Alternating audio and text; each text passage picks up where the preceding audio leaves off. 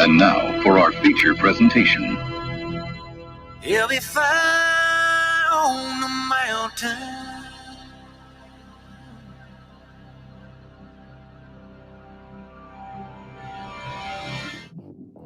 JB and Darren on the JB and Goldwater Show. Line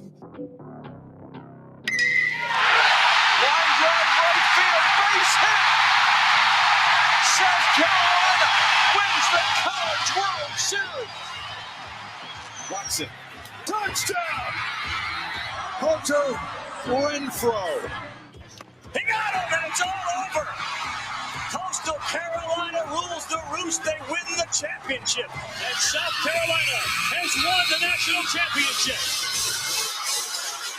The Senegal baseball team has done it again, but this time the Bulldogs beat one of the top teams in the country. They are giant killers. Get the ball to Bennett. He does.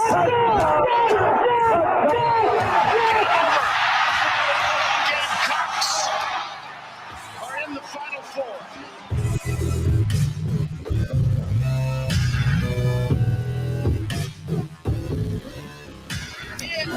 All right, greetings and a good Tuesday afternoon, and welcome aboard the JB and Goldwater Show, live, loud, and online, and very proudly presented by Motley Rice. Causes not just cases, MotleyRice.com. Driven by Stokes Volkswagen. Find them at StokesVW.com. Make sure you've checked out our website as well, JBandGoldwaterShow.com. Share Healthcare chat lines, they are open, and you can pop yourself in there.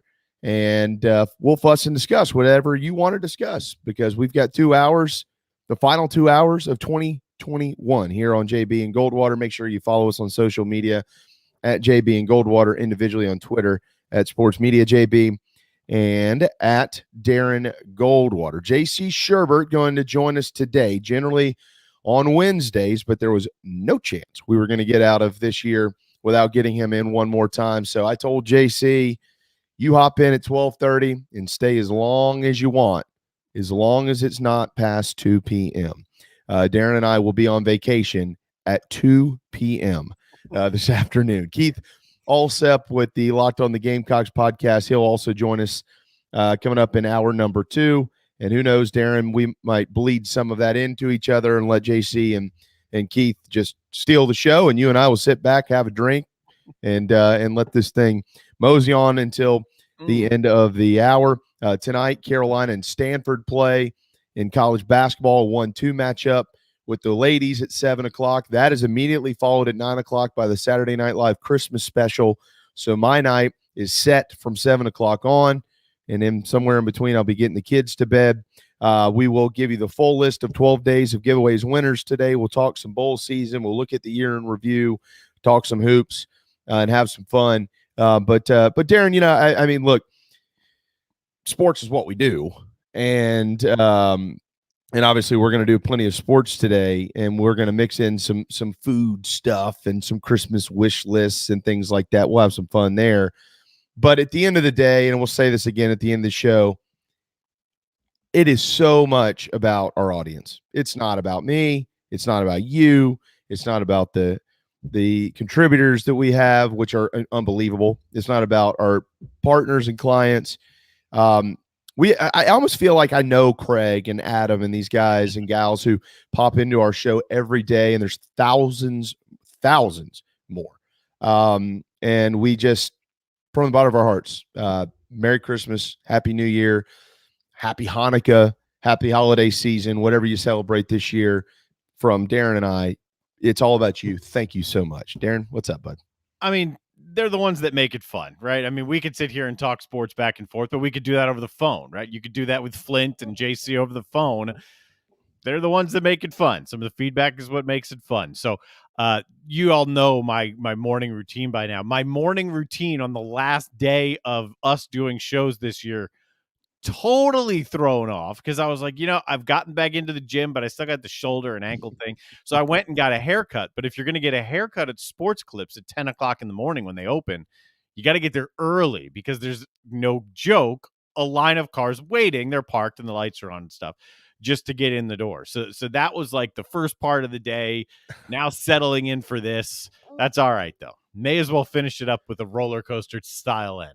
Oh yeah, yeah. We'll have fun today. We will certainly have fun. And Darren, your hair looks good, and I know It's been a while. I Been a know while. Santa's coming to your house on Friday night too. Mhm. And we sure do love Santa Claus around here. So we're excited about that. But Kevin, Merry Christmas.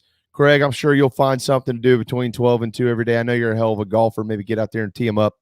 But Merry Christmas to you and all the Godwin family. Just thank you to everybody. I did this morning put out on Twitter just asking everybody what they're making for Christmas. I did that intentionally because I haven't decided what I'm going to do. Last year I smoked a prime rib. This year I feel like I want to do that again, but I've thrown a couple of other things into the mix. What are you making? So it's totally different around here. I think it's probably different at everyone's house, whatever tradition. Every Christmas Eve, we go to Papa Nelson, who chimes in on our Share Healthcare chat line all the time.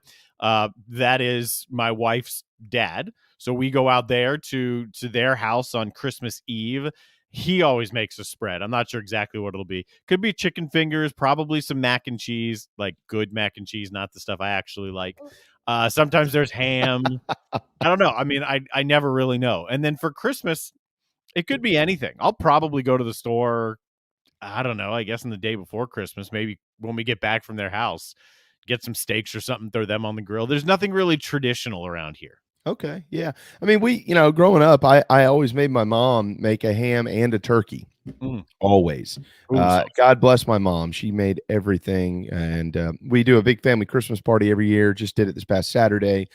But our family is huge. I'm literally related to everybody somehow. And so on Christmas Day, we all hunker down with our immediate family. So mom and sister and boyfriend will come. My wife does not have family coming in town this year, but we are.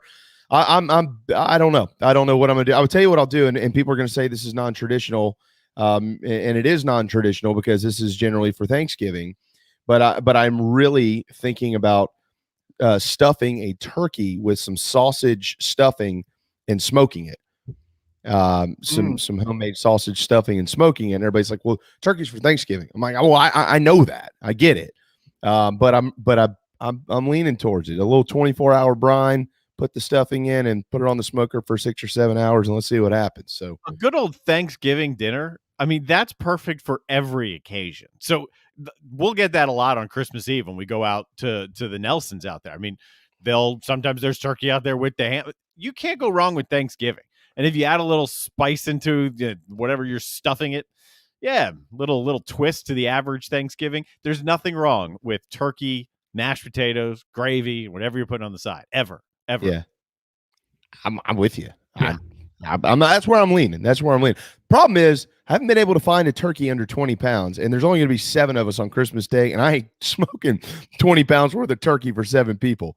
So, we'll figure it out. Darren, if we do, you can come over and eat with us. How about that? Need it. But Dexter, Merry Christmas to you. Thank you so much. Really, really, really appreciate that.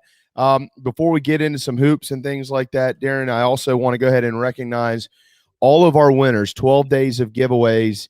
All of you who have won, these are the names. Many of you, your names have already been announced, but the final names are also on here. If for some reason you haven't received an email, maybe check your spam. All emails have been sent on our end, and then they've also been sent on the end of Three Seeds Wellness Studios. Cannot thank them enough. And Rebecca Roberts for what she's done, the owner of Three Seeds Wellness Studios in West Ashley. I know many of our audience is not in the Low Country. I'll tell you what, next year, Darren and I will do our very best to try to add more into this that some of you outside of our neck of the woods can enjoy. But this year, it was for people here where we are. So these are the 12 winners and what they won.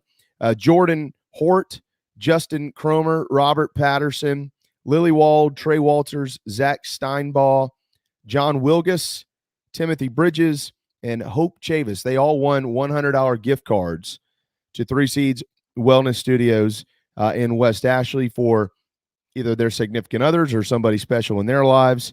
Our golf winners this year, Drew Meyer. I still can't believe that happened. That's for his brother, Steven. to the Meyer family. We love y'all. And Drew Meyer, best shortstop I ever saw in my life at South Carolina. He's a great friend with a wonderful family. And somehow they won. So congratulations to them. Ren DeBose, congratulations to Ren DeBose. He won a Stono Ferry gift card as well to go play golf. And the grand prize winner, it's a little over $200 in value, goes to Henry Doty. Henry Doty. He has won that for his wife, Cassandra Doty. So that's a gift basket. There's a $100 gift card in there and a bunch of other stuff from 3 Seats Wellness Studios.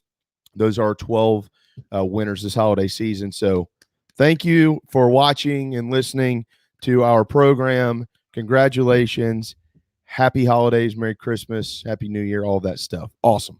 I think I have an update on your Christmas plans. There is a commenter in Podbean named Lori. Lori says she'll get the turkey. Yeah, I know who Lori is. I don't know how many times I need to tell her I'll get the turkey. Hi, Mom. 12:11 here on this Tuesday afternoon here on the JB and Goldwater Show. Lance, Merry Christmas to you. We certainly appreciate your kind words, but we are not here without you, man. So thank you so much. Yep, we'll be a little sappy and soggy around here at times today because we won't be back until January the 3rd. But Darren and I have no problem telling all of you how much we really appreciate you. We're going to continue to do that over the next hour and 49 minutes. We're counting them down here. Tonight, though, we're counting this down as well. We're under 7 hours away from a 1-2 matchup in college basketball. On the ladies' side, the Stanford Cardinal and the South Carolina Gamecocks at ESPN2 at Colonial Life Arena tonight. This is going to be awesome. Carolina is undefeated at 11-0, Darren. 5 of their wins already. Top 15 wins. This one would be the best. Anybody who remembers last year in the Final Four, one shot off the hand of Aaliyah Boston, couldn't fall, Cardinal advance. Yeah, they hadn't forgotten that. Dawn Staley and her ladies are looking for payback tonight, and this is an incredible way to kick off Christmas week in basketball with a 1-2 matchup. This is awesome. I don't know what else to say. I'm just so excited. I'm excited, too, that we have Keith Allsep today because he is the guru of women's basketball. He knows the ladies program inside and out up in Columbia. But I know one thing, there are going to be a ton of eyeballs on this tonight, Darren, because not only is it 1-2, but it's star power galore amongst these two teams. So I mentioned I got the haircut earlier today. When I was there at Sports Clips, remember there was a time I had to watch the overtime game with Illinois, Penn State and Snow losing in like a billion overtimes. They were replaying Gamecocks and Maryland, right, from a week ago, whenever that was. Yeah. And it fooled me for a second. I'm like, wait a second. It got my holiday brain started clicking again. I'm thinking, I thought the game was tonight, but everybody, and there was a wait, like I said, everyone was in tuned to that one that was played at Colonial Life. And we started talking about Aaliyah Boston a little bit, and everyone's getting jacked up at 10 o'clock in the morning watching that one. This one, like you said, I mean, it's got everything you want for a regular season matchup. 1-2 with storylines added on top of it and star power on top of that. I mean, it's everything you'd want. I think it sounds kind of ludicrous that I'm saying this because as per the rankings, they are the two best teams in college basketball, but you don't always know that based on rankings in December. Clearly, I actually think these are the two best teams of women's basketball, and this could very easily be a preview of the national championship game coming up here in just a few months. Matter of fact, if I had to bet what two teams would be in there, I would no doubt put my money on the Stanford Cardinal and the Gamecocks of South Carolina to see each other again. Hopefully the bracket works itself out to where they could do it, not in the Final Four, but in the national championship game with Tara Vanderveer and what she's done out there, and clearly what Dawn has done over here. It's amazing. And if that's the way this plays out, if they're the top 2 teams or debatable top 3, 4 or so when it gets time for Selection Sunday, this game matters because you'd rather be the number 1 overall seed than the number 2 overall seed. So this is not just hey, here's another awesome non-conference game we're playing to get us ready for the postseason. This one could matter. This one could have implications for seeding at the end. Absolutely. No doubt. This game absolutely. I don't think there's any doubt, unless something really fell off the rails, that both of these teams are going to be 1 seeds. Mhm. But as you mentioned, the number 1 overall seed, and if I'm not mistaken, generally you get a favorable location with that. So for South Carolina, let's say they're the top dog overall, they very well could just be right up the road in Greensboro, which would be tremendous for them. Yeah, no doubt. I mean, I think that's a probable, a likely scenario for them as any of the top 4 seeds, as any of the ones on the 1 line. But moving forward, then past that, yeah. I mean, you want as good as it can get. Is it a central site again for the Sweet 16 on? I don't know. I'm not sure. I need to look into that. Oh. Probably would have been a little bit more prepared for this conversation had I already done the research. Just popped into my head right now. Great question. Like how long can they stay closer to home, and then when does everybody ship on out? See, look, There you there's know-it-all Allsep. Know-it-all Sep. That's why we got Keith coming in today. He can clear all this junk up for us. I don't even need to say another word. Keith, we'll see you in about an hour, and you correct me and Darren, and then we'll move on from there. I'm telling you, Keith Allsep, he knows what it's all about when it comes to this stuff. I'm just here so I won't get fined. 12:16 on a Christmas Tuesday afternoon here. JB and Goldwater. By the way, real quick on that, I know there's a lot of people who've been discussing this, and I'd say wait and see because Paige Beckers has certainly been out. But UConn sure didn't fall. Every time they lose, they don't really fall that far. They're 6-3 and only 11th in the country, which clearly is a testament to their program and their talent. I think they'll get it straightened out before long. But there's a lot of basketball fans out there going, man, if our team was 6-3, we wouldn't even be in the top 25. I don't know. I actually think the UConn's a really good team. I think they've struggled to start the year, but I got a feeling you're going to look up in March and they're going to be lurking. Yeah, it's hard to discount them here in December. I bet Keith can add to that conversation too. I don't know the details on all of it, but they're down 3 or 4. Yeah, superstar type players. Obviously, nothing to the level of Beckers, but superstar type players. So some of that's baked into, you know what, they're still one of the best teams in the country. Just let them hang around here for a little while until they get healthy. All right, before we move any farther, I am sweating reading the Share Healthcare chat lines, so I got to get this in. There you go. Papa Nelson, chicken wings and fried alligator. Now, are those gator bites? Or what's he doing here? I mean, I don't think I'm getting a whole gator tail or something. Oh, that would be tremendous. Gator bites are probably maybe in my top 4 or 5 of favorite foods with homemade good ranch dressing. So that good for you, Darren. You're going to be in good shape there. Oh, yeah. I'm always in good shape when I go out there. I know I'm eating well. Well, and so's Lance. Look, he's going to smoke a hog on Christmas, so that should be good, and some moonshine. Well, I can't get into all that anymore. Those moonshine days are long past me. But Lance. That looks fantastic. My gut tells me he'll do that overnight on Christmas Eve and right into Christmas Day. And so the player family is going to be they're going to be eating well. Yeah, gator bites. All right, perfect. To the blind squirrel family, happy holidays to you as well. Thank you so much for always being here with us, man. It's really neat to see all of you. Also tonight in men's basketball, in addition obviously to the ladies of South Carolina and Stanford, pretty good game at 7:00 on Fox Sports 1. How about 11-1 Xavier and 7-4 Villanova, who has slipped a little bit, but uberly talented. Certainly want to keep an eye on that. And then people have circled this 7th-ranked Kansas on the road at Colorado in Boulder. Colorado's at 9-3 program, 7-1 though at home this year, Darren, and they are 10-point dogs against the Jayhawks. So could be an upset in the making. And I'll tell you what else has been circled by some out there. This is a 10-point spread in favor of the Spartans, but 9-2 Michigan State might want to be careful going to Oakland. They're playing in Detroit. Just careful. The Christmas spirit could be in that one. That's a line I've looked at and am waiting to see what happens on that one, but that is a heck of a game on paper. Davidson going down to Alabama. Davidson's the highest ranked team in the net out of the Atlantic 10. That line is much smaller than you'd think for Nate Oates. I think that's at 6 or 7 the last time I saw that. That's something I'll be keeping an eye on. And the NFL, we've got 2 Tuesday games. I mean, it's a hell of a Tuesday. It is. It's a hell of a Tuesday. You're right. Yeah, the NFL had 2 games yesterday. Mm-hmm. How about DJ Wonham, former Gamecock? I don't think a lot of people thought he'd do what he's done in the NFL the last couple of years. 3 sacks last night. Incredible performance for him with the Minnesota Vikings. And then today on deck in the NFL, again, it's as you mentioned, a 2 for Tuesday, 7:00 on Fox. The 5-8 Seahawks, Pete Carroll could be in his last year in Seattle. They've got the Rams in Inglewood at SoFi Stadium, 9-4 LA.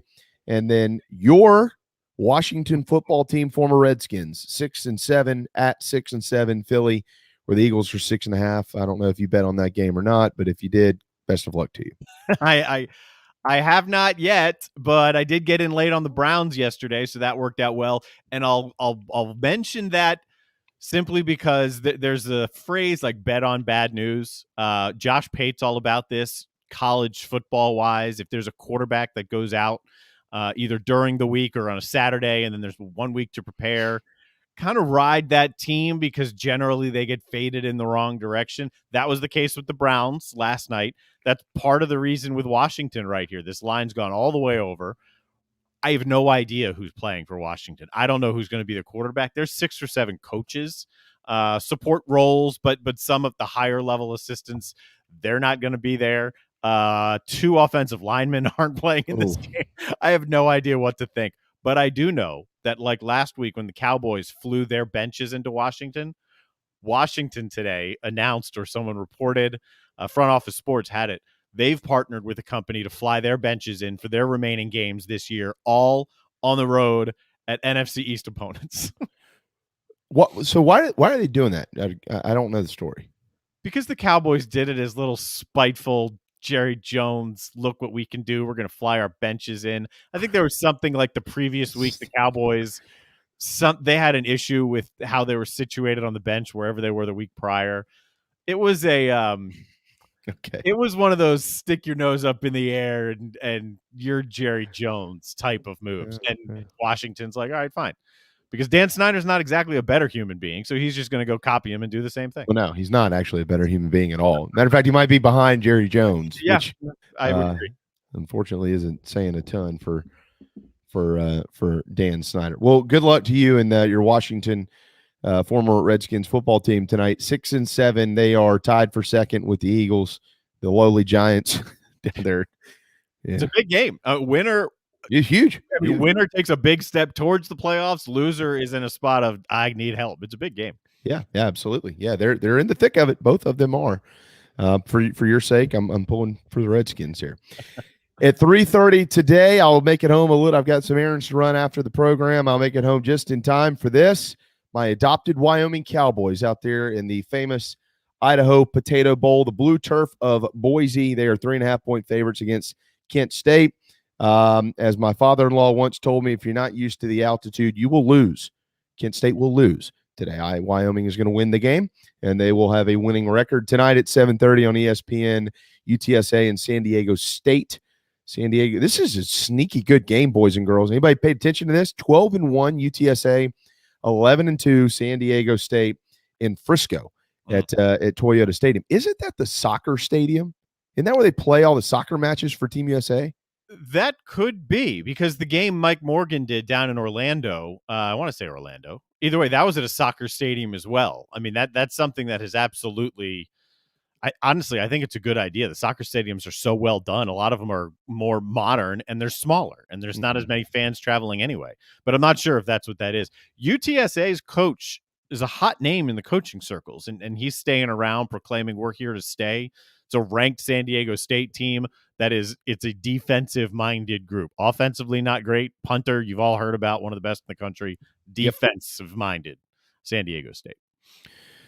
Let's see. Do I have a pick in this game? Yeah, San Diego State. Yeah. They win because of defense. I like defense this time of year. I've been riding San Diego State for a while. I like them. Okay. They win. Wyoming wins. Just so everybody knows, pretty good weather actually in Boise, Idaho. The high today, 40, which generally the high out there is about 20 with snow. And there's no snow in the forecast as it stands right now in Boise, Idaho. So for those of us complaining around here with the rain and the chilliness, think we'll be okay. Boise, Idaho. Clemson's played out there before on the blue turf back in 2002, I think. It's been a long time, but they played out there, and I can't even remember exactly what happened in the game. But I think, who was the quarterback? Was it Willie Simmons? God, it's been a while. That'd be a while. It's been a long time. It was Willie Simmons or somebody help me. Somebody knows. I can't remember, but it's been a long time. I think it was 02, 01, somewhere in there. The Tigers took the trek to 2001 Humanitarian Bowl, Clemson and Louisiana Tech. Yep. 01. Okay. Yep. End of 01. Yeah, I can't remember who the quarterback was, though. I keep, but I don't think it was Willie Simmons. I think Simmons was 03 at Clemson. Woody Dantzler. That's exactly who it was.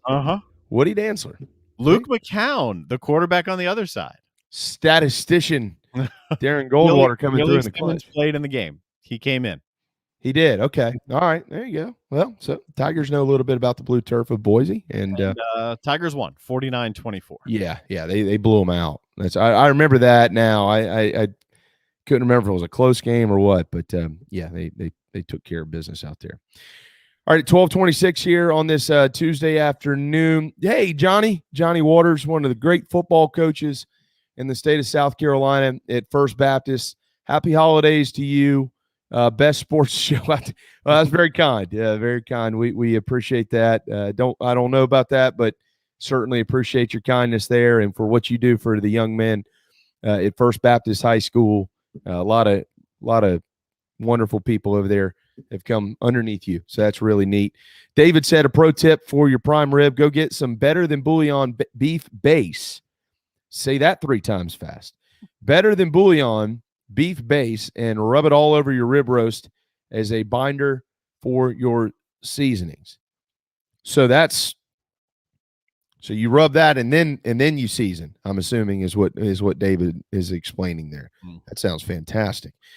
Craig, 75-0. Jay, if you're predicting the Wyoming score, yeah, they can't score 75 points. So we'll just go with like 27-21. How about that? I haven't checked the line on it yet. Yeah. It sounds good to me, though. Okay. Now that we've got that under. Also, before we hit a timeout and get to JC Shurburtt coming up here with the BigSpur.com. For those of you that haven't read this, and you don't really need to be a Gamecock fan to read it, but I'm going to give Michael Lanana a major shout out for the story in the state newspaper today about Jermaine Couisnard. It is unbelievable. That's all I'll say. If you haven't read it about the Gamecocks point guard, you need to read it. State newspaper. All right, when we return, JC Shurburtt with the Big Spur right here on the JB and Goldwater Show. Zell for Stokes Volkswagen on Ashley Phosphate Road. You know what happens when you sell record numbers of new vehicles? That's right, we take in record numbers of local trades. Despite what the news is saying, quality pre-owned vehicles really aren't that hard to find. You just need to know where to look. Stokes Volkswagen on Ashley Phosphate and on the web at stokesvw.com. We've got over 1,200 pre-owned cars, trucks, SUVs, and all at a fraction of the price when new. Every vehicle has been inspected and reconditioned, many with the balance of factory warranty. Best of all, at Stokes Volkswagen, you don't need perfect credit to get approved for a quality pre-owned vehicle. And we'll take any trade in any condition, even if you owe thousands more than it's worth. Don't forget, we'll buy your car even if you don't buy a car from us. You're going to love our pre-owned selection, I guarantee it. So come see us today at Stokes Volkswagen on Ashley Phosphate or stokesvw.com. Peace and love at Stokes VW. Negative trade equity financed a new loan, subject to lender approval. People don't like to get stuck in traffic, stuck in the mud, stuck at work. And 2 others you probably don't think much about: stuck with a big medical bill or stuck with a healthcare program that doesn't fit who you are. Experience true medical freedom with Share Healthcare. More affordable, more options, user-friendly, and biblically sound. You can join right now. Explore a new way to show you care with Share Healthcare. Join us today at sharehealthcare.com. sharehealthcare.com. Wando Power Equipment, the trusted home of Hustler zero-turn residential and commercial mowers. There is nobody more trusted in South Carolina than our friends from Wando Power Equipment. They've been providing elite commercial and residential service for over 30 years. Landscape Services have turned to their selection of Hustler zero-turn mowers like the Raptor, Bigger, stronger, faster, and the most durable Raptor Hustler has ever designed. Located on Daniel Island and online at wandopower.com. Wando Power Equipment, owned by the Price family, the home of Hustler zero-turn mowers, rentals, service, and specializing in family and friendship. You hear me talk about Dog and Duck all the time, and there's no other place I'm going to watch my college and NFL than the Dog and Duck. They have 3 locations, Bell Hall, Park West, and Clements Ferry Road. They have specials all football season long, like $12 pitchers of their own D2 brew, $5 pints of Sierra Nevada, weekly pick'em sheets with prizes, and the best wings in town, bar none. For all your football, college, and NFL, the Dog and Duck, Clements Ferry Road, Bell Hall, and Park West.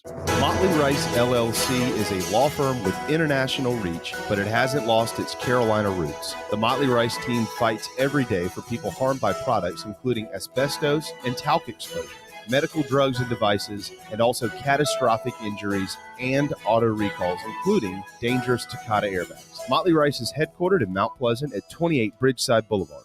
Visit motleyrice.com. Thank you, Motley Rice, for supporting the JB and Goldwater Show and the Big Gamecock Preview Show. Your online radio. The new online radio that makes you happy. I got honeybee feet on my screen. Oh, I got a little buzz in my head. So.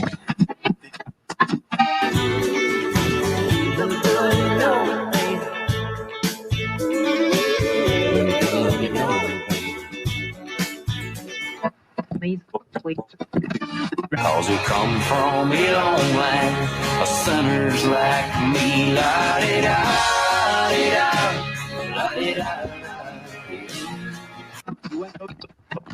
And you were listening to the JB and Goldwater Show, live, loud, and online.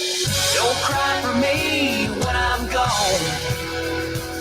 Just put a quarter in the jukebox and sing me back home. Well, JC, this song right here left a major bruise on the left side of my chest on Friday night as I fist pumped with Eric Church for 3.5 straight hours. And that one was the one that finally did me in up there in beautiful Greenville, South Carolina, where I wish you could have joined me, but one day we'll get to do that together. Absolutely. But man, thank you for hopping in a day early here. As you well know, Darren and I will be off for a few days into the new year. But you and Nat, all of you up there, will tell you this over and over, and I'm sure I'll talk to you between now and Christmas. But thank you seriously for what you've done for us. Merry Christmas.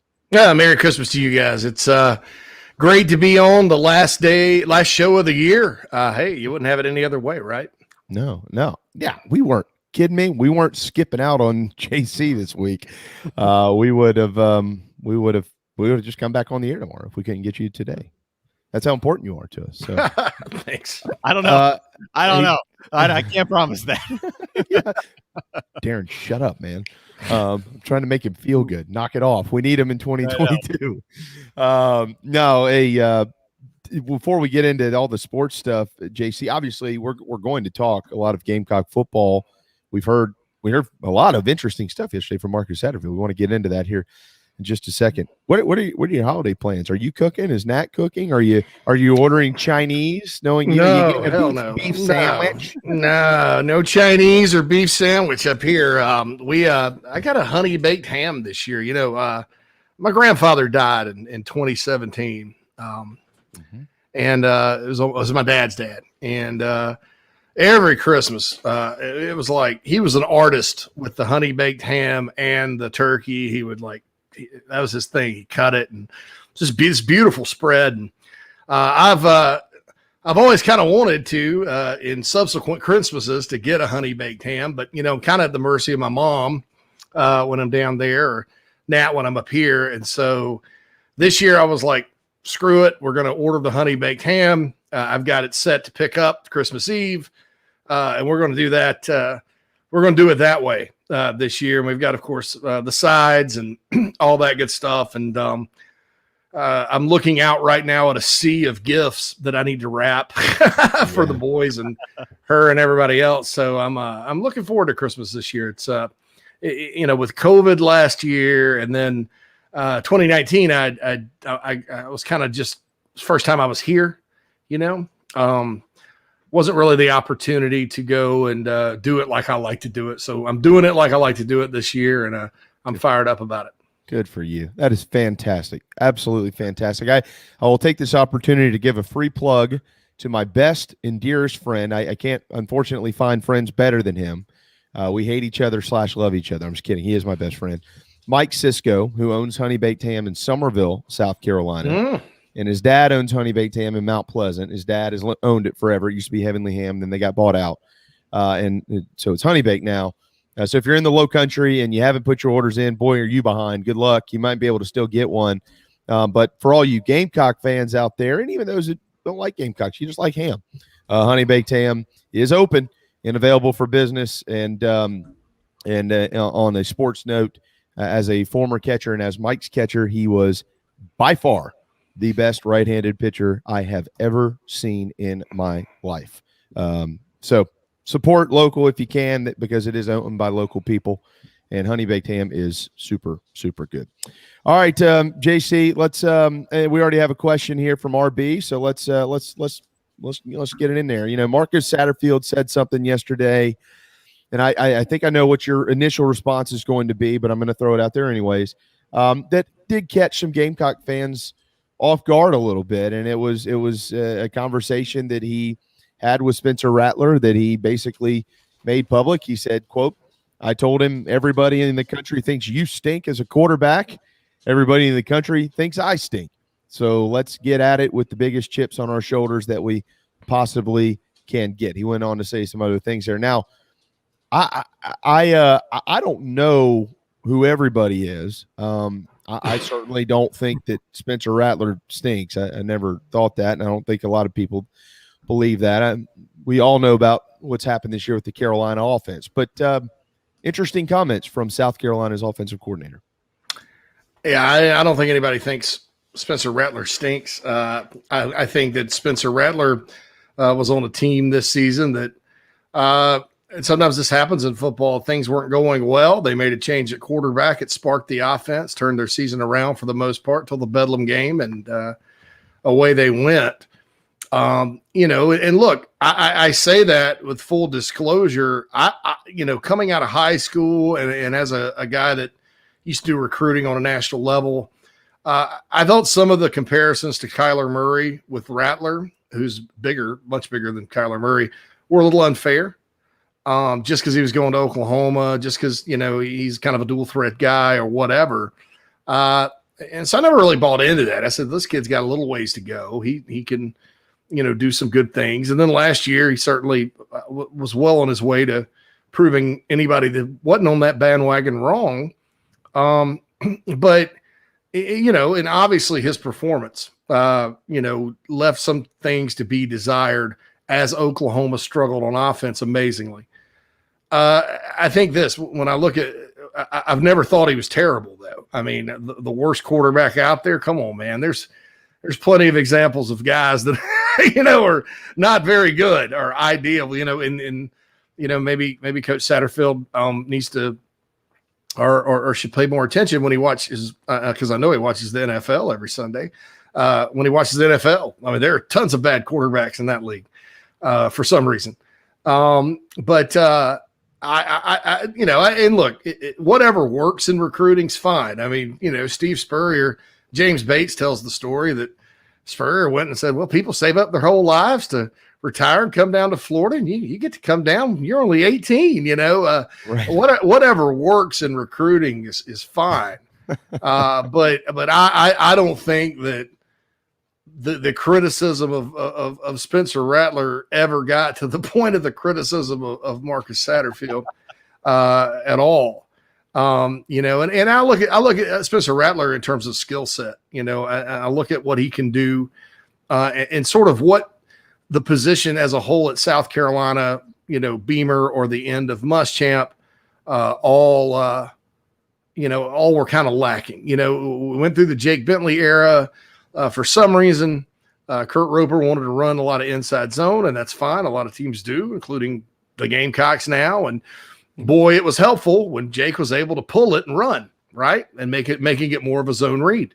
In 2017, the offense started going whenever he'd do that. Well, now you got a quarterback that can not just do that every now and then. You could do it all the time. Since Jake left, they haven't really had a quarterback whose skill sets really aligns with how to run RPOs, run pass options at a high level. Well, Rattler, with the way he ball fakes and his accuracy and the velocity on his throws, certainly can do that.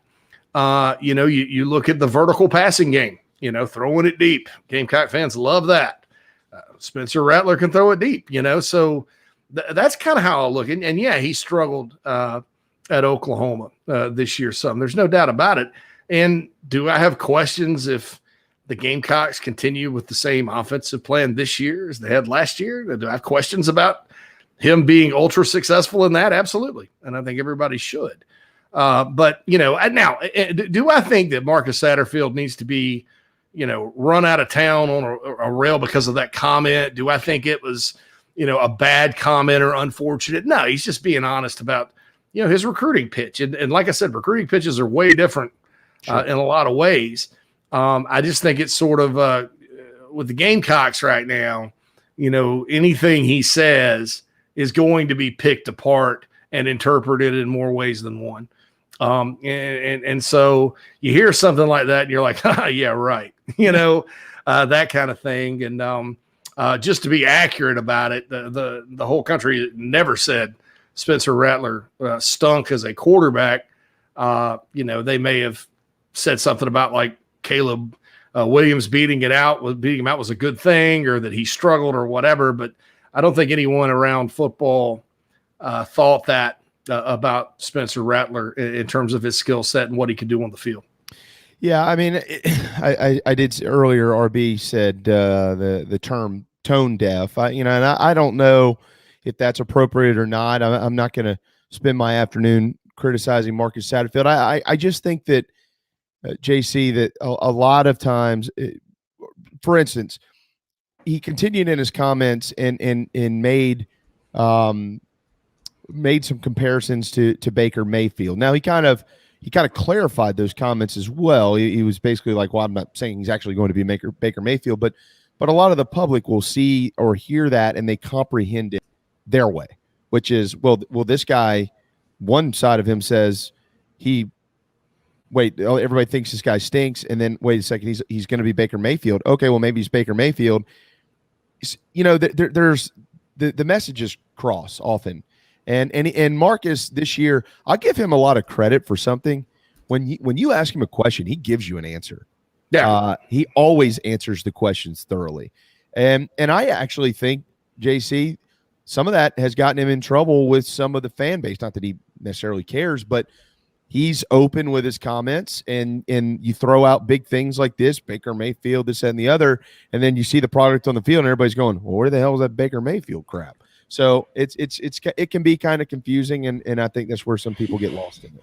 Yeah, and player comparisons aren't my favorite things to do. I mean, because every player fundamentally is different. You can have guys that are sort of, they can fit into a certain situation the same way as, another player that's similar, but everybody's ultimately different. I mean, at the end of the day, everybody has their strengths and weaknesses, and that's sort of a deal where it's so finite and you're splitting hairs so much, it's impossible for two players to be exactly alike. I mean, Nick Chubb does a lot of good things similar to Adrian Peterson when he came out, but they're not the same as far as recruiting goes. Royce Freeman did some things that kind of reminded you of Stephen Davis when he came out, but they're not the same. Same thing with quarterback. Spencer Rattler. You can basically just look at him and say he does this well. And if you're a Gamecock fan, you have to be excited, because those are three things that Carolina's offense, whether they tried to do it or not, they were not very good at doing that. And I think when you look at the situation in terms of the future of that room, the quarterback room, and you see, hey, well, you've got a guy in Rattler that can come in and start. It's going to be really big, I think, for Luke Doty to be a backup one year. compete for the job, sure, but to get there and learn, because he poor Luke's just sort of been thrown to the fire. 2 different coordinators, this year on a broken foot, throwing him into the game last year, and he just goes out there and competes his butt off. And you look at Luke's skill set, you go, well, there's some things he does feet-wise and mobility-wise that's a little bit similar, to Rattler. And you can kind of see things starting to progress moving forward. Notice I didn't say anything about running the same offense they ran last year and all of that.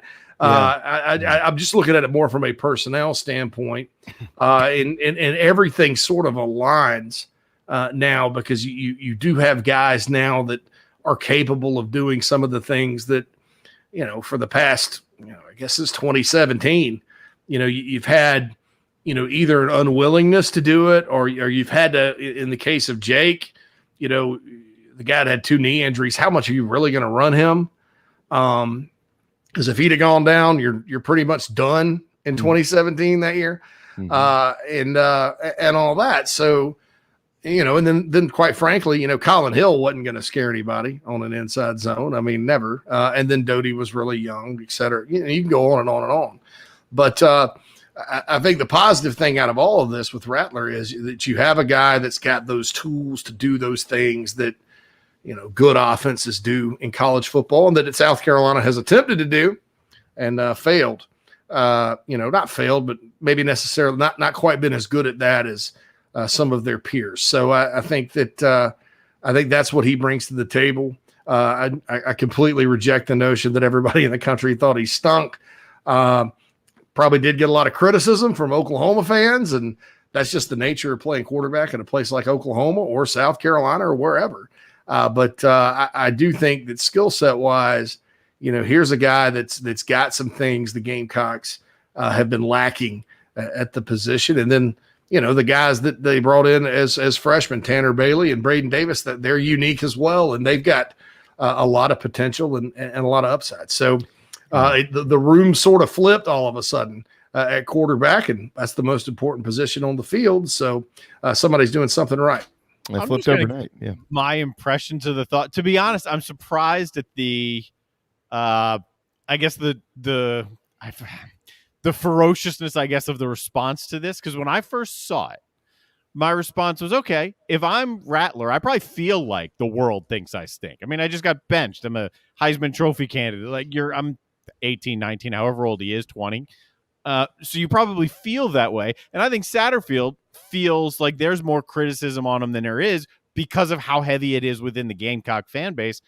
It's not as big nationwide either. So I think there was some common ground. It made a lot of sense to me from a recruiting pitch, just coach to kid I want on my campus. Hey, we're in this together. Yeah, and that's what it was it was a pitch, and it worked. So who cares? Now I get it. And do I think it's accurate that everybody, no, I don't. But let's go through and look at all the pitches that all the coaches give a lot of guys. And is it accurate? I mean, just like that Spurrier thing I talked about, it is accurate that, people save up and move to Florida, but nobody's moving to Gainesville, to retire. Nobody. So, I think that's it's kind of in the eye of the beholder there. I mean, look, there's plenty to criticize Marcus Satterfield for outside of that pitch, which worked, but that's, that's just the nature of the current feelings of the Gamecock fan base about the future of the offense moving forward. This is such a hypothetical question, JC. It's really impossible to answer. It is impossible to answer, but you mentioned earlier in your comments, you said, you noticed you didn't say anything about the offense. I mean, just speculation, just having some fun with it. What do you think the offense would have looked like this year with Spencer Rattler? Uneven, that wouldn't make sense. Struggle.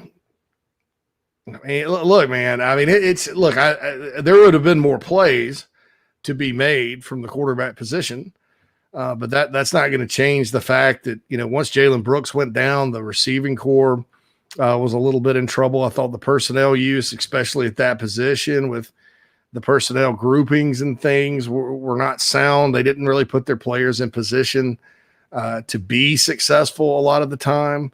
There's game planning issues. I mean, look, one thing I do know is against Missouri, if you called the zone read and he'd have kept it, he'd have still been running because they were crashing their ends. I mean, even my feeble X's and O's mind can figure that out. Would it have been worth another touchdown against Kentucky and a win in that game? Maybe. Would it have been worth another touchdown against Missouri and a win out there? I don't know. Mm-hmm. But I don't, the problem with the offense this year at South Carolina wasn't, people talk about the quarterback play and all that. It wasn't. It's that they, with all those backs and a lot of veteran offensive line, the run game went kaput. And there's reasons for that. I mean, it wasn't, you saw them in certain games be able to get it going. And then it didn't. I mean, Zaquandre White ends up being the best back on the team. All is said and done. He started the opener.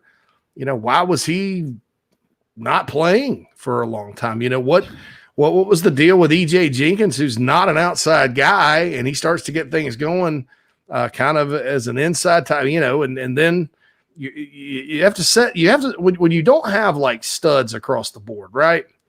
You have to do things that your guys can do. And I thought that was missing a whole lot this year. I thought it was, again, too complicated.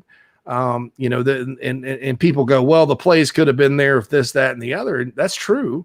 But every single play, every single coach has ever designed is designed to score a touchdown. So you have to ask yourself why, that's the case, and why do things seem uneven, and who thought it was a good idea to do this and that and the other. And it all adds up to like, wow, this has been a less than stellar year. So, hypothetically, I don't know how much Spencer Rattler would have meant to Carolina's offense this year. Like I said, it may have been worth 2 more wins, but the 2 wins that you look at are the games that were very, very close. And with a little bit better offense, Carolina wins those anyway. So that's my take on that one. Yeah, I mean, like I said, it's such a difficult question to ask. I mean, I think a better question to ask, JC, is if you had the only reason you asked the question is just so we can kind of speculate what we might see. We have no idea. But I think the better question to ask, if I was smarter, would have been, could the offense have been the best that it could be with Spencer Rattler? And this is, again, if Shane Beamer's watching this, he's like, God, that guy's an idiot. I get it. But I think the answer to that question is no, because Spencer Rattler can't control when wide receivers run into each other. He can't control when Zaquandre White doesn't play for 3 weeks and nobody knows why. He can control himself. And yes, that probably would have added to the offense. But are you just going to kind of ease along with a guy like that who's really good, or you're going to try to make this thing the best that it could possibly be? And I think that's where a lot of people are and what they want to see, because there is talent there, JC. I mean, there's some things that need to be improved, and they need to get some stuff fixed schematically and talent-wise and things like that. But I really hope, and I'm not trying to wear the luster off of this. If you're a Gamecock fan, there's no reason to be anything but excited. But what you don't want is to have a guy like Spencer Rattler come in and then have something that holds him back that's out of his control. Yeah, and then I think that's the biggest problem. Is it's one thing to say, hey, just don't have the horses this year, right? You just don't have the players. I thought 2020 was a prime example of that, as much as people, and we'll, talk about Bobo leaving or whatever. I thought Mike Bobo actually, with what he had, schemed it up pretty good. I mean, that was just the nature of it. Now, I don't know that I expected Kevin Harris to be 1,000-yard rusher. And I certainly didn't expect it this year because I didn't think he'd get enough carries. But, that's an example of a team that had one wide receiver, limited at quarterback, and, you take what you got and you make the best of it. And nobody has any problem with that. And at the University of South Carolina, you have to do it that way.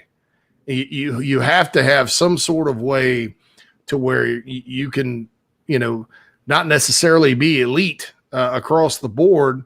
You be elite in some spots, but dadgummit, you're hard to stop on defense when things are clicking, and you're out there, and you better pack a lunch if you're going to play the defense, and that's, I think that's what Gamecock fans want, is maximizing what you've got. And you look at this year, and certainly 6-6 speaks for itself as far as, a rebound year. Getting back to a bowl is gigantic. I think we all thought that would be a good year, and I'm still down with that. And I think Shane Beamer's off to a tremendous start as the head coach at South Carolina. But you look back on it, and you left some things on the field because of this offensive situation, and it just really did not have to be that bad. And people start talking about the third stringer, Jason Brown, the third stringer. You could make a pretty strong case that once Doty went down, you probably need to redesign your offense and play the guy that can make things happen.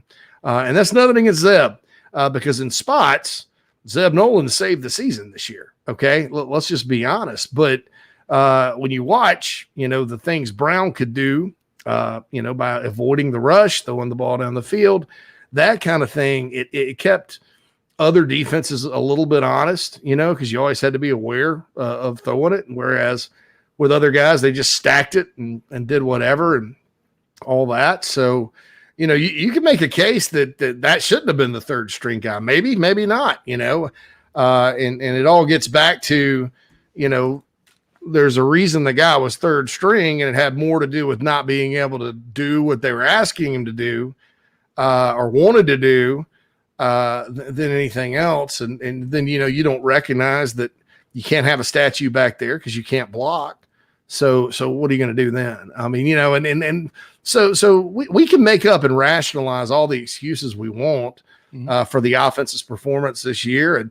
And I think that all of those things that people use, that those are all facts, and those are all factual, and they do hinder an offense. But at the same time, you really look at it, and you look at kind of what they're trying to do and how they're trying to overcome, and, just kind of the rest of it. And then you talk to people that have forgotten more about it than we'll ever know. And you kind of understand, hey, this is not just we didn't have a quarterback type of issue, because if you're planning on coaching offense at South Carolina, and your plan is based on having a quarterback that can run an NFL system, you're never going to be successful. And what I'm talking NFL system, I'm not talking about a pro style deal like they do at certain schools where they scale it back or whatever. I'm talking about some of the things pre-snap and things like that the quarterbacks were asked to do this year. I don't care how talented of a guy you've got.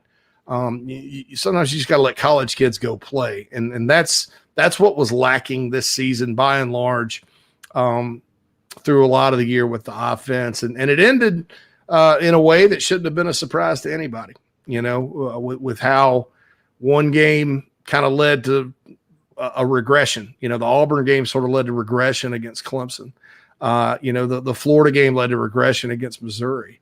And that's not players necessarily. That's all right, what are you asking them to do against what defense and what team? Yeah, I mean, look, when do you remember South Carolina, attacking a weakness of a defense? I don't know. Now look, that Clemson defense, maybe there wasn't a weakness to attack, but sure. Some of those, A&M, some of those guys, maybe not Georgia, but Missouri, it's a different story. And that's probably, after the Florida game, I was willing to kind of say, okay, a big finish here.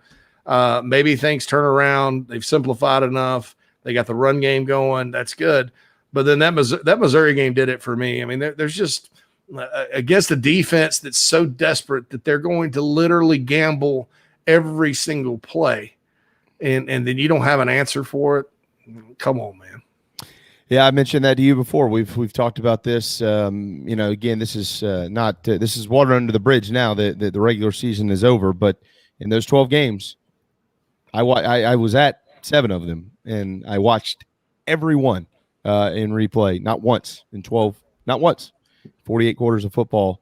Did anybody sitting in the booth call the game say, oh, they're really attacking so-and-so's weakness on that side of the ball. It never happened. So that doesn't happen. That has to change for South Carolina. But nonetheless, they're bowling. JC, we're going to talk about some of the bowl game.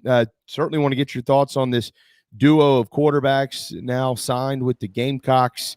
We'll get Keith Allsep in here in just a little while. You're welcome to stay as long as you want to. But for now, everybody grab a drink of water because we're going to hit a timeout. The national anthem is up next. More of JC Shurburtt when we return on the JB and Goldwater Show, very proudly presented by Motley Rice.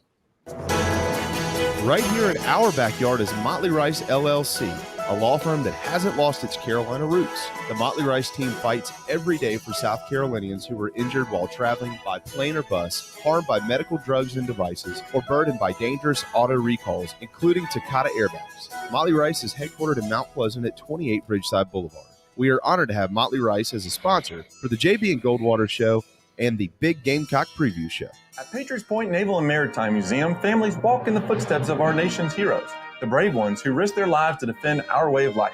Home to the aircraft carrier USS Yorktown, USS Laffey, and the USS Clemson, there's more than 1 million square feet of exhibit space to roam. White Glove certified, we have several new health safety measures in place to enhance the visitor experience. Come for the day and leave feeling inspired. One of the most impressive museums in the country, located right here in Mount Pleasant. Visit patriotspoint.org for more. We'll see you soon. People don't like to get stuck in traffic, stuck in the mud, stuck at work, and to others you probably don't think much about, stuck with a big medical bill or stuck with a healthcare program that doesn't fit who you are. Experience true medical freedom with Share Healthcare. More affordable, more options, user-friendly, and biblically sound. You can join right now. Explore a new way to show you care with Share Healthcare. Join us today at sharehealthcare.com. sharehealthcare.com. This is Scott Glaze, head golf professional at the Links at Stono Ferry, located on the outskirts of Charleston, South Carolina. I'm inviting you to tee it up on one of the most scenic and challenging courses in the Lowcountry. Our back nine is highlighted with 3 holes that border the Intercoastal Waterway.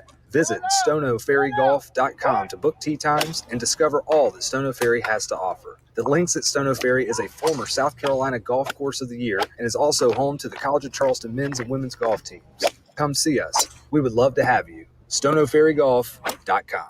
Family vacations, a new car, a new boat, all cost money, but you don't necessarily have to make more to afford any of that if you can save cash that's flying out the window now. iHelp Consulting can help you finally get the kids to Disney World, upgrade the minivan, or drop that new boat in the water next summer. Let Daniel and iHelp Consulting consult with you. No fees, just savings. You pay them a percentage of those savings. Save on essential services, credit card fees, you name it. Let them find it. These folks are incredible. iHelpConsulting.com. How can I help you? Hi, I'm Rebecca Roberts, owner of 3 Seeds Wellness Studios. And just like being in your favorite ballpark feels like home, our studio feels like home to our clients. We offer over 20 different services to help our guests cultivate, nourish, and grow their bodies and minds. Centrally located in the heart of West Ashley, we offer massages, facials, acupuncture, yoga classes, and everything in between, helping you become that you want to be. A complete list of services are available online, and gift cards are available both online and for curbside pickup. Go to 3seedswellnessstudios.com. Happy holidays. Hi, I'm Chris Half, Public Information Officer at the Patriots Point Naval and Maritime Museum. We're home of the mighty USS Yorktown, USS Laffey, Clemson, and Vietnam experience. And we're a proud partner of the JB and Goldwater Show. We invite you and your family to come see us and enjoy a day on Charleston Harbor. Visit patriotspoint.org for more information. And now, it is my honor to present the national anthem.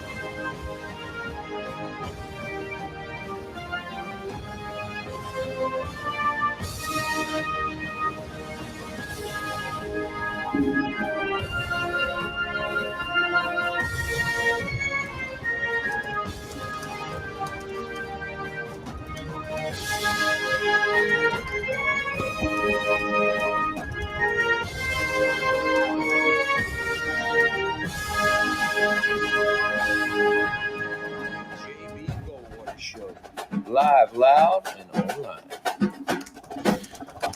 Final hour of the year on the JB and Goldwater Show, very proudly presented by Motley Rice and driven by Stokes Volkswagen, StokesVW.com, MotleyRice.com. Causes, not just cases. I need to make sure that I say this because I mean this wholeheartedly. Thank you to our partners, Stokes Volkswagen. They've been with us since day one for 2 years. Motley Rice, Joe Rice, who I've worked with for 7 years in media. He's a tremendous, tremendous person who does way more than anybody could ever possibly dream of for the state of South Carolina. His name is not just on a building on campus. He doesn't just give a bunch of money or anything like that. Joe is a heck of a person who does a lot of things behind the scenes. Nobody ever knows it was Joe Rice. He's just a wonderful, wonderful guy. So thanks to them and Wando Power and DB's Cheesesteaks and Patriots Point and Share Healthcare and I mean we can keep going, Darren. We've worked with so many people this year, but Dog and Duck. If you didn't throw that one in there, Dog. Yeah. What am I thinking here? The Dog and Duck. I mean the best cheeseburger out there. Tomorrow's Wednesday. Go get you a Christmas cheeseburger, the brown bag special. It does come with a bottle of liquor. It's an awesome joint. You can drink a bottle or so until they cut you off. They can't sell you the whole bottle. That's true. They can sell you the whole bottle broken up in little increments, so you pay like 100 times more than the bottle. But that's true. Yeah, that's kind of the way it works. But to all these people, just wonderful. Darren has them up on the screen all the time with us, and it mean a lot to us. I Help Consulting, Daniel Owens. Wow, what a great guy he is. I actually have a client I've referred to him who will be calling them soon. Just this talk about people that help people. It's in the name. I Help Consulting is JC knows Daniel really well. What a person, what a human being. So Merry Christmas to all of them and all of you. Thank you for sticking with us here in our final day in 2021. All right, JC, guys, you can comment on the Share Healthcare chat line. So many of you have been. Adam, love your question. JC, what grade do you give on the season? That's a difficult question. And as somebody once told me, who the hell are you and how are you qualified to give this football program a grade? I don't know that anybody's really qualified to do that except for the coaches themselves, JC, but Adam is such a great member of our audience. So I'll pass the question along to you. Do you have a grade for the regular season of Carolina football? Just the overall? Yeah. You know, I'd go with a B plus just because. Excuse me. Shoot, they won 6. I don't think many people were expecting that, and they could have won 8. You know, could have lost 10. But you know that I don't really. I'm not going to sit there and complain about close wins in a coach's first year because that happens in a lot of places. Sometimes it's your first year and you survive some games, and if you lose them, that's not good because that digs the hole even further. But they didn't. They got away. Think Zeb Nolan. Say what you want, but helping the team get down the field and getting the right run play against ECU to win the game was big. And then Vanderbilt certainly was a huge deal to win that one when things looked very bleak at that point. Ooh. So, yeah. So look, I think a B plus. I mean, then the only thing missing, in my opinion, is I do think that the offense cost them some games, cost them 2, really, that against teams that South Carolina has to start beating sooner rather than later. Well, I think in addition to that, it actually almost cost them a lot more than that, and that's where probably the quote unquote grade would drop a little bit. But hey, in the words of Darren, guys, they won 6 games. They did. They somehow figured out how to do that. By the way, for those wondering, Christmas night at 6:00, the team will be in Charlotte, and they will begin practice up there in the Queen City on Sunday that morning, December the 26th at 10:25. They'll practice right on through Wednesday, and then they'll kick it off at 11:30 at Bank of America Stadium on Thursday, December the 30th against the North Carolina Tar Heels. Do you want to talk some about that game, JC? By the way, are you? I know that you communicate with Keith often. Is communicating with him today on our show, is that too much for you? Have you had enough of Allsep for 21, or do you want to hang tight and talk with him a little bit? Yeah, I can stick around for a little bit. I mean, it's up to you. It's your world. We're just talking in it. So you tell us what you want to do. Yeah, I can stick around for like 15. Okay, we'll do that. Keith will be up here in about 15 minutes, as a matter of fact. So we'll get him in. Yeah, 15 after Keith joins. Yeah, gotcha. So 125. That would mean 140 if my clock tells me. Yes, because I got to wrap some of these presents, guys. Oh, I just ordered some DoorDash for lunch because I'm going to be wrapping presents here pretty soon. So beef sandwich. That's why the daughter, she's not a perfect age right now, because I don't like wrapping gifts. I don't like buying gifts. I just call me a Grinch, fine. But she's the one making sure I get the stuff that I need to get for her and for my wife, and then she wants to wrap them. So it's great. Works out great. She wraps her own presents? Well, not the ones that we've gotten her. But okay. She dragged me out yesterday to get extra stuff because there wasn't enough under the tree for Mom. So we went out yesterday to do that, and then she wrapped those. Okay, all right. Well, Santa's still coming, so that's fine. Oh yeah. She's going to be good. Yeah. Okay, all right, good. By the way, this is really strange. This is not South Carolina related. It is Clemson related. But for a 4-star athlete, Jaron Koenig from Kansas, has been on the Clemson commitment list, and literally out of nowhere just popped up as enrolled at Oklahoma. Like, I don't know if Clemson was tipped off or not, but apparently everybody's going, wait, what? He's just enrolled at Oklahoma. So there's another decommitment, and they're not getting him back because he's already enrolled in school. Yeah, that's a guy that probably, I mean, they've been halfway expecting this so far, but I mean, he's from Kansas. And look, if you're Clemson, Brent Venables leaving, Brent Venables has ties to that state. I think he's from Kansas. Like the guy in Joe Dirt. I'm from New York. Kansas. The Kansas gravy train is probably the Kansas pipeline to Clemson that they've had. They've gotten some good players out of there. Isaiah Simmons was a Kansas kid. Great player. That's probably gonna need to find a new pocket to go get players, because I think those kids are probably gonna go to Oklahoma now, because Venables was the guy that recruited out there, and he's a Kansas guy and all that. So this kid going to Oklahoma did not surprise me at all. Clemson's class is very small, but it's got some good players in it, and I'm very curious to see. I'm sure we'll talk about this maybe all January and into the spring, how Clemson approaches the portal, because they're going to have to do it. I mean, they're going to have to get some portal guys and some portal help, and I know their fans are excited about the possibilities there, and that'll be an interesting storyline, I think. Clemson's got 12 in their class right now. You gotta boost those numbers a little bit, man. But they offered, I think they offered Shaq Lawson's brother from Daniel yesterday. I don't know if I didn't read the article. I saw it on TigerNet.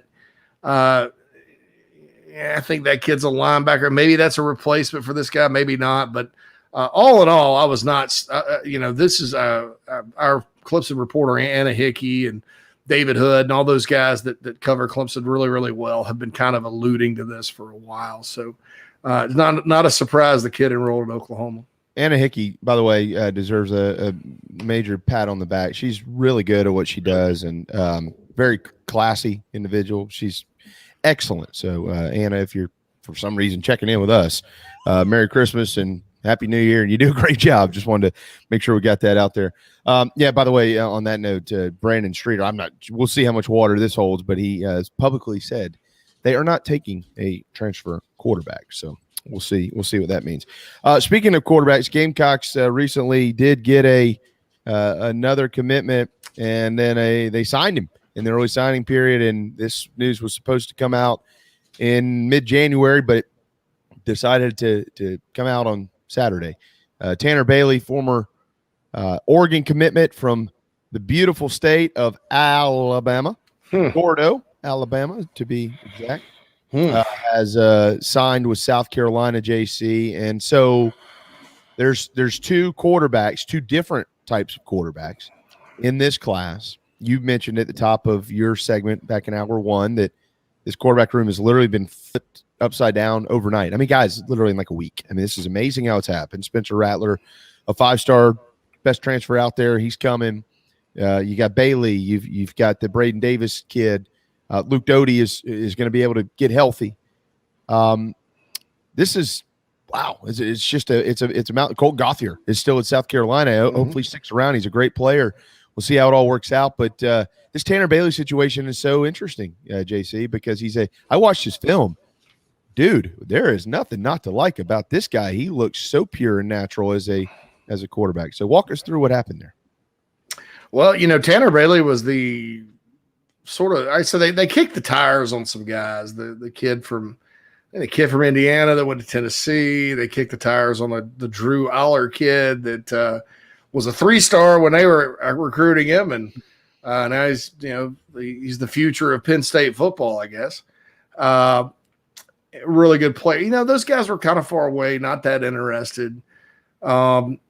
And so then you start getting into some realistic guys, and Tanner Bailey was a player. You mentioned Gordo, Alabama. I don't know if anybody's ever been to Starkville and gone through Tuscaloosa to get there. Basically, you go to Tuscaloosa and hang a right and go down this long country highway. And right before you lose cell phone service, before you cross the Mississippi line, you go through a town called Gordo. And that's Gordo. He reminds me a lot of Mississippi State's quarterback they have now, Will Rogers. He's just that kind of guy, maybe a little bit more velocity on his deep ball. But and I was shocked Mississippi State didn't set up camp around. I mean, he had an offer from them. I guess he just wasn't interested or whatever. But this guy is just like a lot of those players, Gardner Minshew.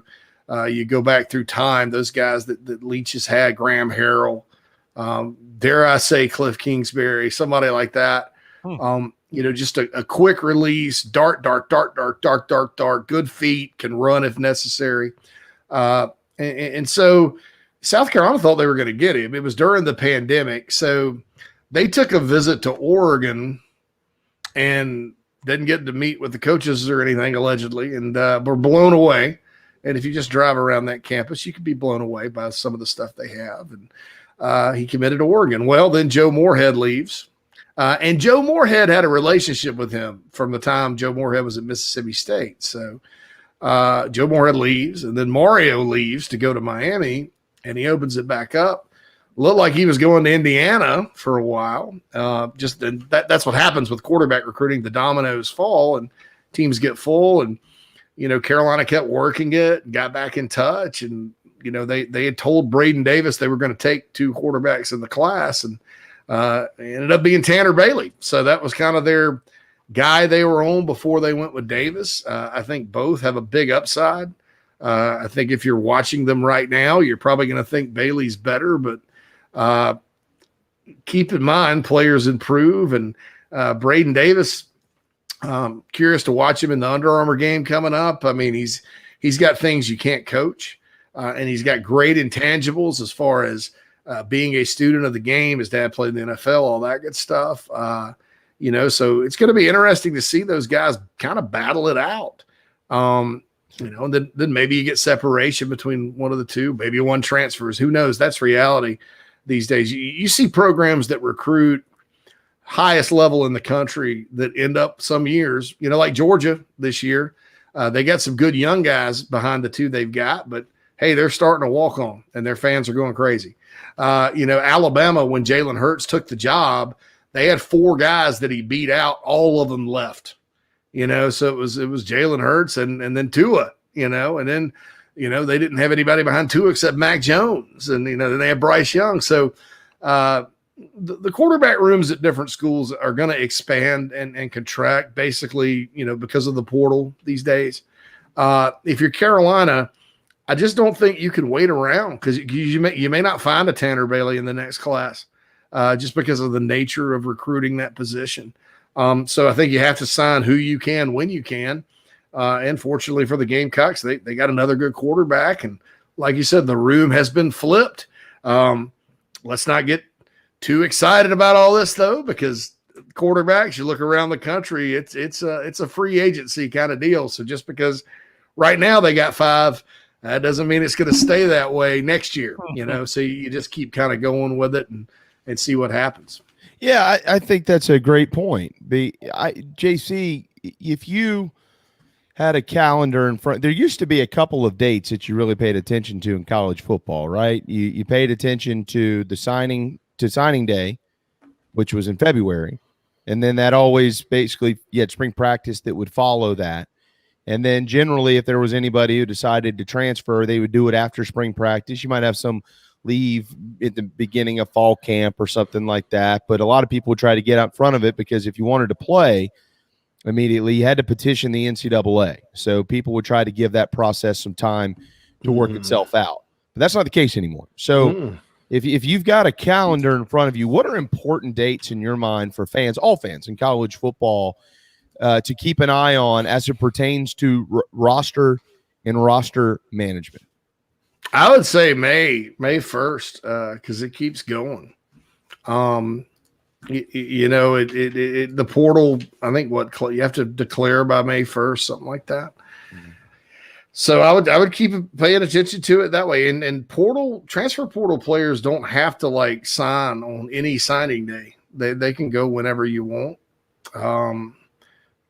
Florida State had a kid sign on Christmas last year. So right. It's one of those things, that you constantly are going to have to keep an eye on and, not panic. And I noticed that with some Gamecock fans too on last Wednesday. Here we go.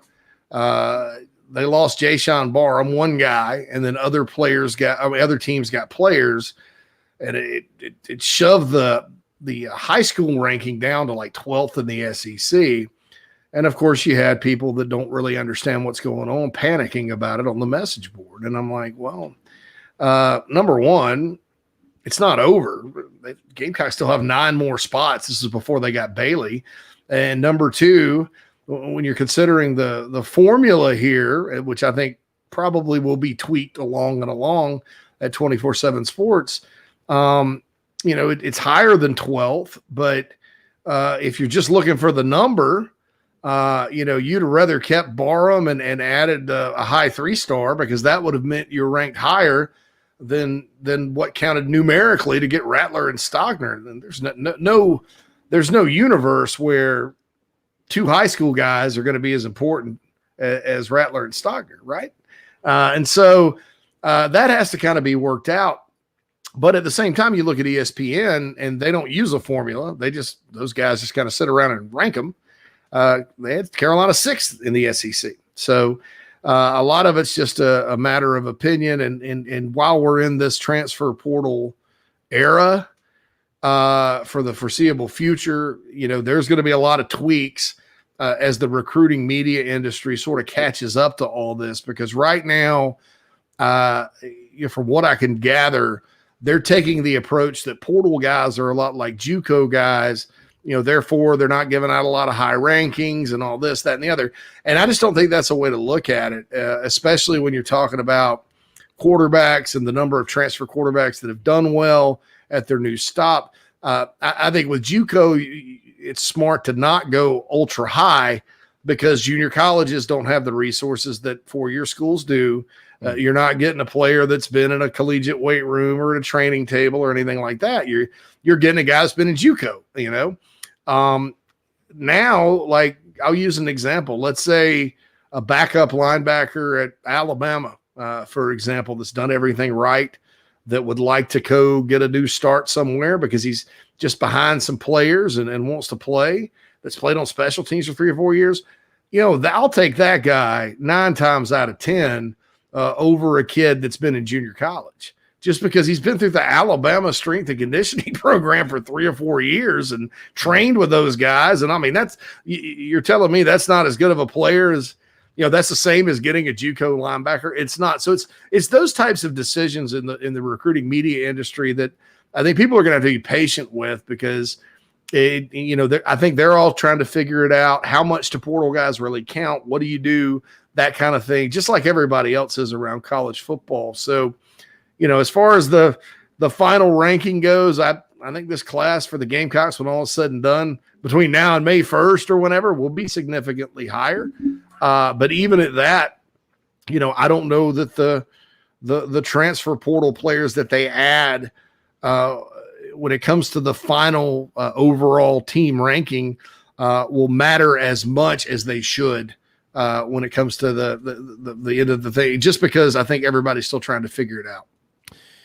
Yeah, JC, and I think, and I tell you what, we'll go ahead and bring Keith Allsep in as well with the Locked on the Gamecocks podcast. But I think JC, one of the most insignificant questions right now as it pertains to the class is who or what are they going to continue to add to it, because we don't know. They've got guys who could be transferring that we won't know about until after the bowl game. They have guys who could opt for the NFL that we won't know about until after the bowl game. I mean, as of right now, you're probably not taking a running back out of the transfer portal unless, of course, it's some big-time stud guy that you just can't say no to. But if Kevin Harris leaves, you're probably going to go look for a running back. So I don't know that we have those answers, kind of throwing that back over to you. But at some point in time, as you always say, the coaches will figure it out, and the numbers, they'll work themselves out.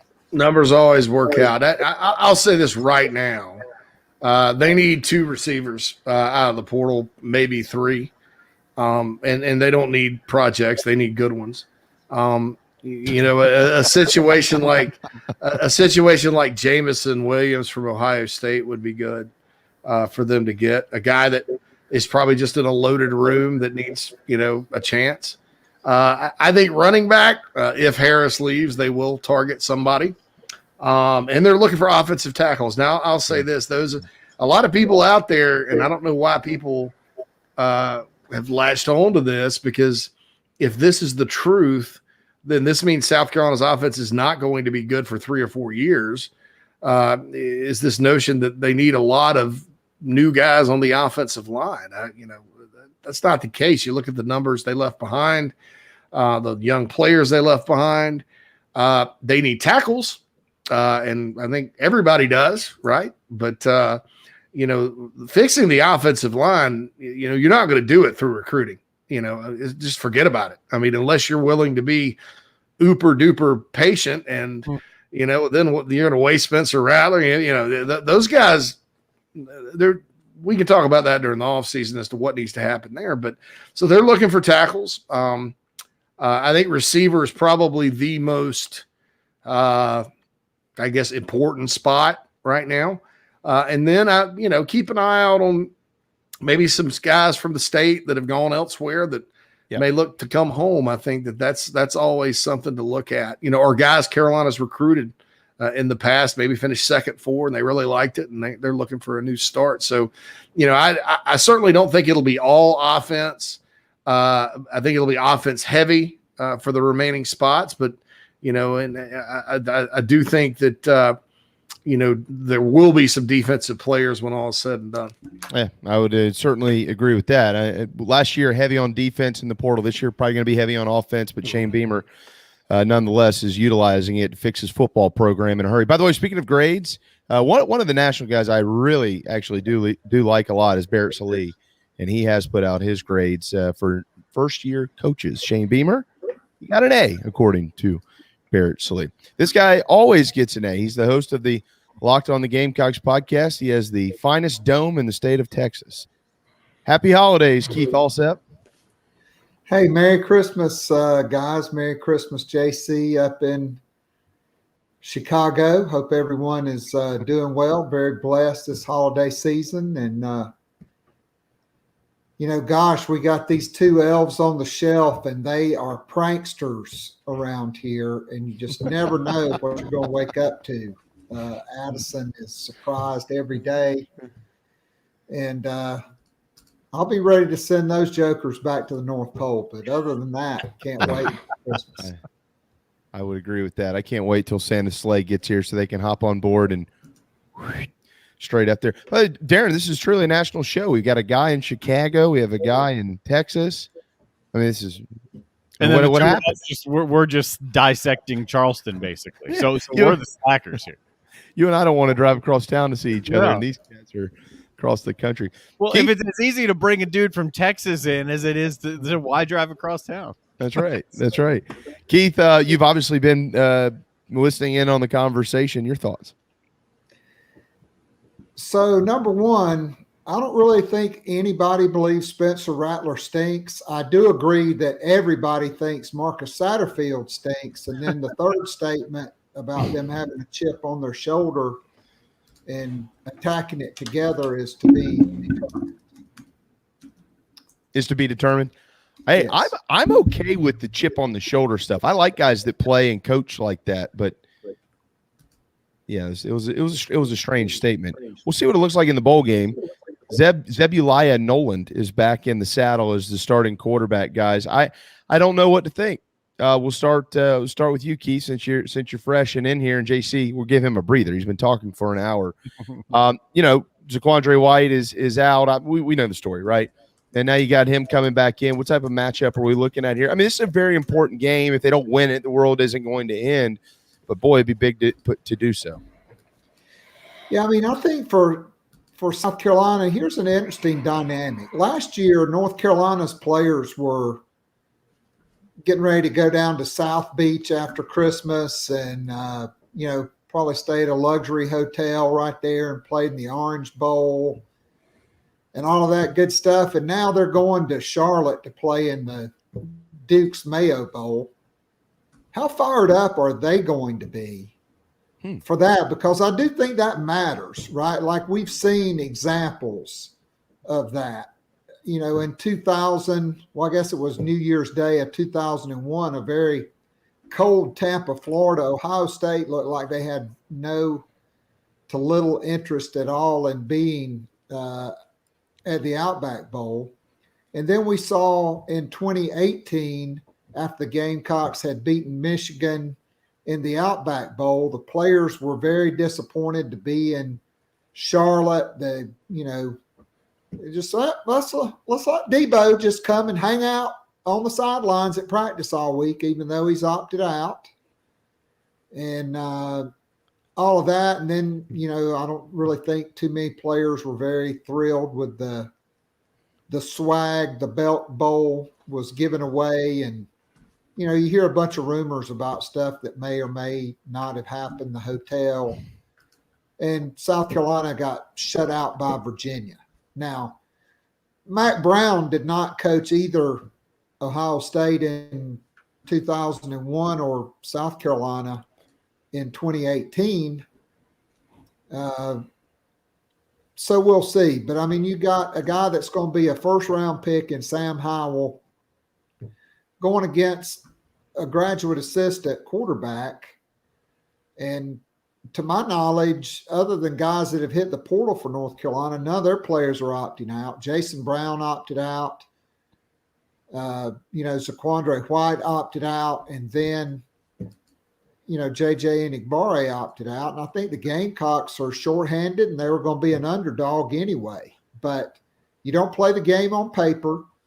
And I think it'll all boil down to who wants to be there the most, and then who can play the best after you get punched in the mouth. Yeah, JC. I mean, if we want to talk about Hollywood stuff, the final page of the movie script could be written in Charlotte if Zeb Nolan comes out and has a hell of a day. And I mean, I don't know what is the matchup there for him with North Carolina. I've seen him this year, a little bit. There, it seems like the switch is off and on defensively. But I mean, what will he be looking at in order to do something that significant, which more than likely is going to parlay itself into a movie at some point in time in our lifetime? Yeah, there's nothing North Carolina. I mean, there's no special preparation there at all. South Carolina, if they're going to win this game, it's going to come down to this. Can they block and tackle and run the ball? Because Kevin Harris is still playing in the game. Marshawn Lloyd's still there. Juju McDowell's still there. South Carolina does have talent at running back. North Carolina's defensive line should be better than it is. And what concerns me is they have some young players on that defensive line. And sometimes those young guys grow up between the end of the season and the bowl, right? Mm-hmm. And so, that's a concern there. But, it's kind of weird because I don't think it's realistic for South Carolina to completely shut down North Carolina's offense. But at the same time, Carolina's defense is good enough to limit them to a certain extent. If they play well against the run, bottle up Sam Howell, that kind of thing. And I think your best defense in this game is going to be sort of a ball control kind of deal, line it up, run at them. And that's, that Jay Bateman's a sort of an exotic kind of D coordinator, a lot like, I don't know if schematically he's just like Todd Grantham or not, but his defenses, I guess, sort of act like Todd Grantham's at times. And so there could be some opportunity on the ground for the Gamecocks. And that's the way I see it. They're not going to win this game dropping back, throwing it 40 times with Zeb Nolan, unless North Carolina's pass rush is just awful. And even at that, I don't know that the Gamecocks have the receivers to get open, and I don't know that Zeb's consistent enough to really light them up going down the field. I think they got to run the ball, take their shots when needed, and pray that the offensive line holds up and that North Carolina continues to be sort of what North Carolina's been most of the season, which is a defensive unit that's about a year away. Keith, we have a 4-minute deadline on JC here for gift wrapping. So I'll ask both of you this question and let you kind of throw it back and forth. Should we? It's such a weird question to ask because you should do whatever it takes for you to do to win the football game. But we've talked a lot about quarterbacks today. Should we, for some reason, see Colton Gauthier get his first real time of the year? Keith, I'll start with you. I mean, I think it's only if you are winning big or losing big, because you need to win this game. You want to be 7-6. You're playing a team that you need to beat for recruiting purposes. And so the number one object is you play to win the game. And, so I think it's Zeb Nolan's game. I think if you want to, if you get down 21-0 or whatever, I mean, look, no lead is too safe against a Jay Bateman defense. I mean, JC said exotic. The first thing that popped into my head was Joe Exotic. They were up 30-21 against NC State with 2 minutes and 12 seconds to go. And NC State took the lead in a little over a minute. Yeah. That's why they're here. They scored 10 points in a little over a minute. Or really it's 14 points. 14 points they scored. Yeah. So, that's an interesting matchup. I mean, you got Marcus Satterfield and Jay Bateman. I mean, go figure that out. Wow. I never thought about it like that. Yeah, that's interesting. I do agree with, just to finish up, I agree with JC. The best defense for South Carolina is going to be running the football and controlling the clock, because you want to keep Sam Howell off the field as long as possible. And let's face it, South Carolina's linebackers are less than ideal. To me, I think after wide receiver, that's really the biggest need in the football program, is to go find a linebacker that's a plug and play guy that can lead your team in tackles if you can find one, because the guys they have are just less than ideal. On that note too, by the way, and this is a conversation for the new year, I'll be interested to see what they do internally with the staff, because they need an actual linebackers coach. Coach White has been back there in the secondary all year. They've got a grad assistant basically coaching the linebackers, and they probably need to do some shuffling there on defense to help that out.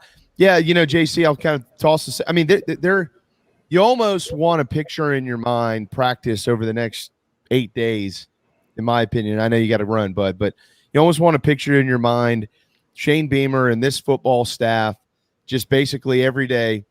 Zeb Nolan, this is write your story, young man. Here you go. Write your story and see what happens out there on game day. Hopefully he gets enough help do that. Some of that help, by the way, could come by way of Kevin Harris, the best running back in the SEC last year. And this year he's flashed at times. He's dealt with injuries. He's had his moments. He certainly has probably deserved more time than he's gotten at times. But this could be a swan song for him. I mean, it could be his final day in a Gamecock uniform, and he could be looking to prove something as well. So maybe you got a couple of guys on offense looking to prove something, and they run their way to a win for the Gamecocks, JC. Maybe so. You know, I'd look really close at the Pitt tape. When Pitt played North Carolina, they held them to 90 yards rushing. Maybe some Virginia Tech tape. Wofford was able to sort of not get blown out by, ball controlling and that kind of thing. And I think it has to be ball control. I don't see South Carolina going in there and chunking it all over the yard and winning the game. And, maybe it is time for Kevin Harris to go out in a blaze of glory. You know what I'm saying? And to, end this year like we thought his year would go. Now, I didn't think Kevin would reach 1,100 yards again. I thought there'd be more carries to go around, and just by that, he wouldn't get there. But he hadn't done, save a couple of games, he hadn't been himself. I mean, and so that would be a good thing. Josh Van's going to be healthy, so you can take your shot from now and then. You still got Nick Muse at tight end, and, I just don't see any way South Carolina can win the game if they're getting stuffed defensively, in the run game, and they can't run the ball against the Tar Heels. And, North Carolina's run defense is not super stellar, but neither was Missouri's, and neither were a lot of teams Carolina couldn't run it against. So it's hard for me to sit there and go, that's an advantage. I would call it a potential advantage, though, and something that the Gamecocks could exploit if everybody's kind of on the same page. And Keith hit the nail on the head, too. I mean, think about how many bowl games South Carolina's even been involved with where the more motivated team wins the game, and it's obvious. I mean, you can go back to the PapaJohns.com Bowl in 2009, the frozen tundra. Let's not. And look at that. Or, like you mentioned, the Belk Bowl a few years back against Virginia. I mean, that kind of thing. So it's not, and conversely, Michigan blowing the lead against the Gamecocks. Yeah. And Ohio State losing the Outback Bowl to the Gamecocks and all that. So it's not, a lot of times with these bowl games, it's who wants it more. And, we'll see sort of what happens. But I'm looking forward to it, looking forward to watching it. It'll be 10:30 in the morning my time, so I have to get up and have it'll be a kegs and eggs kind of day up here for old JC. We talked about it yesterday. I mean, it's all over college football. SC State probably more motivated than Jackson State stuck it to them. I mean, that's been happening all season so far in the bowl season. Absolutely. I think it's a great point. You can find instances like this every year, examples every year. Certainly with South Carolina, Keith and JC have already hit those. JC, I know here soon you'll have the prediction out in your Inside the Gamecocks podcast on the BigSpur.com. We'll let you run on that note, but before we do, I know we already said this to you, but I don't know what else to say, but thank you, because what you do for us is it's not necessary on your end, but you do it anyways. You're a great dude that runs an incredible website, runs a great business. We can't thank you enough for the special year that you've helped give us here on our show. And I wish you and Nat, your entire family, literally the merriest of Christmases of all time. It was the best Christmas of your life. And we can't wait to keep this going in the new year with you. Thanks, bud. Hey, thanks, guys. And same to you. Merry Christmas to everybody out there, and holla at you soon. There you go. Those presents won't wrap themselves. JC's got to run. So we'll keep Keith around for the next 10, 12 minutes or so, and then we'll be out of here around 2 o'clock. Keith, I'm going to throw just a pretty bland question, but then I want to turn the page because there is a pretty big game tonight. Number 1 versus number 2, and you know more about it than anybody on earth when it comes to South Carolina women's basketball. Shoot, for that matter, probably nationally women's basketball, but kind of just a pretty open-ended question here. Over the next 9 or 10 days or so, not recruiting-wise, football team-wise, what will you be watching and searching for and looking for as we lead up to the bowl game? This is a very important game. Again, if they lose, the world isn't ending. They did go bowling. Shane Beamer's got momentum, and he'll continue to carry that on. But boy, if they win, it's a huge deal. So what's important over the next 9 or 10 days as they lead into the game in your mind? Well, I think number one is run fits on defense. Okay. South Carolina struggled to stop the run against a number of opponents, against Kentucky, against Georgia, against Missouri, certainly against Clemson. I mean, DJ, Wheel of Fortune by a vowel, 99 yards passing. And, Clemson blew South Carolina out because South Carolina could not stop the run. And I think a lot of that is, certainly part of it is setting the edge and gap integrity up front on your defense, which I don't think was always the best. But the linebacker play and fitting the run has really got to be outstanding for South Carolina in this game, because if you can't stop North Carolina from running and they're, in 2nd and 4, 2nd and 3, 3rd and 2, 3rd and 1, you're just not going to win the game with a guy like Sam Howell back there. And so for me, I think it's incumbent upon South Carolina to really fit the run, and they're not going to shut down the run, but you need to get North Carolina behind schedule as much as possible to win this game, in my opinion.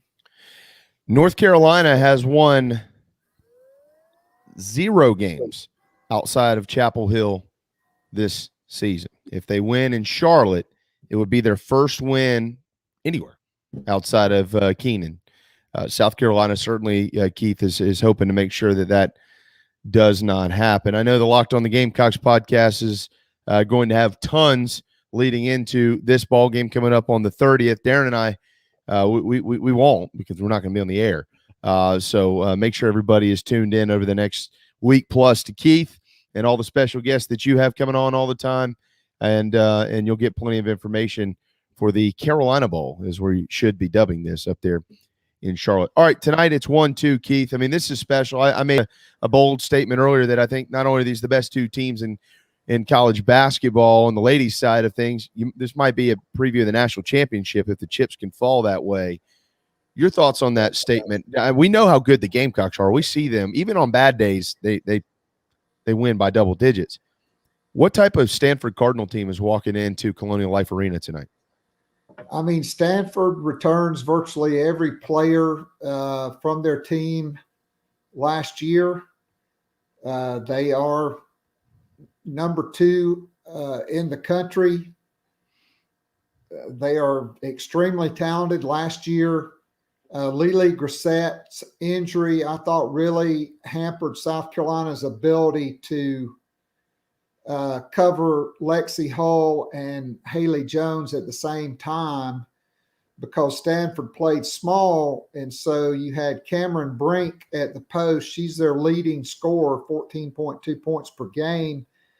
And then you had Lexi Hull, who's a 6'1" guard / wing, and Haley Jones, who was the number 1 ranked player ahead of Zia Cook and Aaliyah Boston in that class, who almost chose South Carolina. And Victoria Saxton just can't guard either one of them. And you really needed Lily Grissett. Now, this year you've got more options, but I still don't think it's a favorable matchup when Victoria Saxton is on the court. She was not able to be a factor really on either end of the floor last year for South Carolina.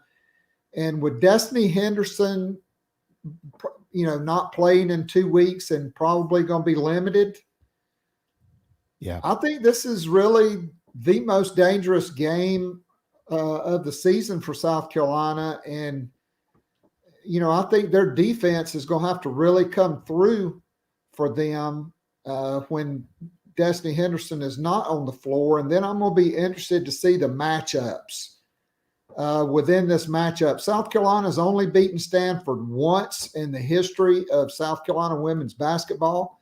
That was in the Final Four in 2017, and that was a game South Carolina trailed by, 8 or 9 points at halftime. And that was really, up until that point in the game, like about a 20-point lead, because it was, they really mucked it up on defense and slowed it down. And, South Carolina was able to come back. I mean, Asia Wilson, if that game would have been played on the street, a couple of Stanford players would have been arrested in the first half for assault. So, Stanford doesn't like to play that way anymore. And Tara Vanderveer was very happy to tell the officials and the media that last year before that Final Four game, even though, Cameron Brink or Lexi Hull, I can't remember who it was, shoved Bree Beal in the back on a layup attempt that they didn't call anything. So, these are the best two teams in my opinion. And I think this very well could be a prequel to another matchup in Minneapolis for the national championship. Keith, I was just, I'm listening to what you're saying. I'm looking over here on the computer to try to make sure that I'm at least in the ballpark on this. The lower bowl is sold out tonight. And it looks like to me, there aren't many tickets at all. Maybe, I don't know, dude, maybe 100 or so left in the general admission, the upper bowl and Colonial Life Arena. I don't know if you know what they're expecting for attendance here, but they could have 18,000 people in there tonight for this ball game on campus. Women's basketball. That's not to be. I'm not trying to be sexist by saying that or anything like that. I'm just talking about from an attendance standpoint. Carolina continuously leads the nation in attendance, but 18,000. Have we seen that? Not since the UConn game 2 years ago. That's right. Quite frankly, That's right. Jamie, Darren, South Carolina needs that crowd tonight. I mean, they, squeaked by Maryland, who, was without their best player, who's not been able to play much this year, Diamond Miller, due to injury. I mean, if you look, that's the one common opponent. Both teams have played Maryland.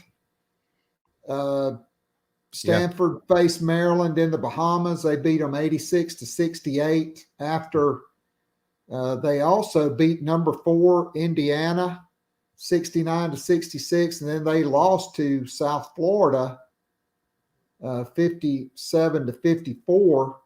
Yeah. And then they lost early in the season to Texas, where they led the entire game and just ran out of gas. Texas outscored them 26-16 in the fourth quarter to win 61-56. Vic Schaefer's teams that are really, really good on defense. And that is the staple of Dawn Staley's team. So if you have 15, 16, 17, 18,000 FAMs in there, and South Carolina brings a defense and they can get, a solid contribution from Destiny Henderson, that's the best case scenario for a win, I think, for South Carolina. This is big, big girl basketball tonight. Oh, there's WNBA written all over this one. Look up in a few years and watch how many of these kids are playing at the highest level in the world. What's important early in the game, Keith? What will your eyes be on for both the Cardinal and the Gamecocks? What's at the top of your agenda as to how this thing might end up playing itself out? Well, I think number one, you have to watch how South Carolina plays. Can they get the ball to Aaliyah Boston and play through her early and often? Because they really didn't do it against Maryland, and Maryland plays zone pressed and zoned. Duke did the same thing to slow the game down. And South Carolina didn't. They just weren't patient to get the ball to Aaliyah Boston. They were too quick to reverse the ball onto the other side of the floor when she was getting into position in the mid post or the low post. And they also missed her in the middle of the floor a good bit. And so I think it's slowing down. You want to play hard and play fast, but you don't want to be in a hurry. You want to get the ball into your best player's hand as much as possible because she's got the highest basketball IQ on that roster. It's not Destiny Henderson. She's important because she's the fastest player in the country with the basketball, and she's their best three-point shooter against a zone. But South Carolina's got to get Aaliyah Boston involved in the offense early, and they need to impose their will on Stanford with points in the paint, second chance points, and limiting Stanford to one shot and really locking them down on defense. Prediction? I think it comes down to the wire, and I don't really know because Stanford's healthy. South Carolina is not. Destiny Henderson, not being 100%, not playing in 2 weeks, over 2 weeks now. Mm-hmm. She went out in the first half of the Kansas State game on December the 3rd. And so she has not played in 18 days. Mm. How long does it take to get her going, and really what kind of contribution can she make? To me, I think it goes down to the wire, and whoever has the ball last maybe wins. So, unless players are out we don't know of because of COVID protocols, which certainly could happen. 21 women's college basketball games scheduled for today have been canceled. Numerous games are being canceled in all sports right now or postponed. Yeah, or leagues, NHL. Yep. Yeah. And I think the NBA is about to get there to where they may pause for a couple of weeks. And they got these, bodies, these organizations have got to figure out testing protocols for fully vaccinated players versus not vaccinated players, because Absolutely. It's two completely different things. A fully vaccinated player should not be out for 10 days. Right. Because I know several people that have been fully vaccinated that had a breakthrough case. Some of them got sick, some didn't. But within 4 to 5 days, they had negative tests. Right. And so, I think the NCAA, the NBA, the NFL, the NHL, all of those organizations have got to figure it out. Otherwise, in March, we're going to be back in another bubble like in San Antonio instead of in Bridgeport, Connecticut, which is the annual UConn region. That's right. It's always there, or Albany, New York, right? Yeah. It's always one of those two places: Greensboro, Wichita, and Spokane, Washington, and then the Final Fours in Minneapolis. Gamecocks certainly hope to be in Minneapolis. 4 top 10 wins, 5 top 15 wins overall this year by a combined 58 points. Looking to add to that tonight with a win over Stanford. Keith, from the bottom of our hearts, we wish you and your family the merriest of Christmases out there. I hope it's a big, beautiful Texas Christmas for y'all. Thank you for what you have done for our program, for Gamecock fans, sports fans in general. You do an exceptional job, but you're a better person than all of that. It means a lot that we get to talk to you every week, and we really look forward to doing this again in 2022. Thank you, buddy, and Merry Christmas. Hey, thank you, guys. I can't tell you how blessed I feel to have been chosen to be on your last show of the year. I really didn't expect it, but I appreciate everything that you guys do and your generosity, and getting to know you has been a blessing, and being on your program. And so Merry Christmas, Happy Hanukkah. I don't know if Darren is a Hanukkah Jew or a Christmas Jew. I guess I'm both now that I'm married into a Christmas side of things, but the daughter. Well, happy Hanukkah and Merry Christmas, and you can watch the Saturday Night Live Christmas Tonight, and they'll have the song and the sketch about the Christmas time with the Jews. So. Yep. Great song. I have several Jewish friends, and happy Hanukkah to them out there if they're listening, more traditional Jewish families. But very blessed for my relationship with you guys. Thank you so much, and I know you got some words to say to your sponsors and everybody else. So I'll sign off and say Merry Christmas and go Gamecocks. Thank you, Keith. Thank you. It means a lot, man. Merry Christmas to you as well, and.